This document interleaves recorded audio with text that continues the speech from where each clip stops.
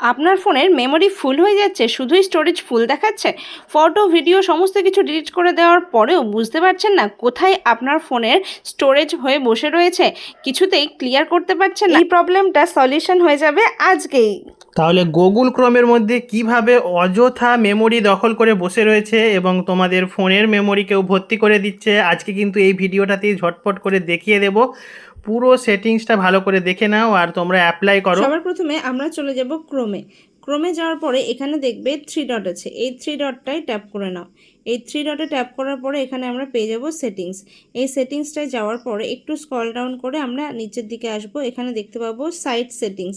এই site সেটিংসটায় tap করে একদম স্ক্রল ডাউন করে নিচে চলে আসলে এখানে দেখতে পাবো ডাটা স্টোরড, ঠিক আছে, বা ডেটা স্টোরড, এখানে চলে আসব। এখানে আসার পরে এইবারে দেখো, এইখানে দেখো তুমি সমস্ত অ্যাপগুলো কত কত করে এখানে ডেটা স্টোর করে রেখেছে, দেখো কত কত ডেটা এখানে স্টোর করা আছে, ঠিক আছে। এইগুলোকে দেখো কত তোমার এখানে স্টোরেজ ফুল করে বসে রয়েছে, ঠিক আছে। এইগুলোকে কিন্তু তোমরা ডিলিট করতে পারবে। এখানে ডিলিট অল ডাটা বলে তোমরা কিন্তু পুরোটাই একসাথে ডিলিট করে দিতে পারো। আর যদি তোমরা চাও সিঙ্গেল সিঙ্গেল করে ডিলিট করবে, তাহলে কিন্তু সিঙ্গেল সিঙ্গেল করে এইভাবে তোমরা এখান থেকে ডিলিট করতে পারো, ঠিক আছে। তোমাদের যেটা ইচ্ছা সেটা করে নেবে, তাহলে কিন্তু তোমার মোবাইলের স্টোরেজ অনেকটাই কিন্তু খালি হয়ে যাবে, ঠিক আছে।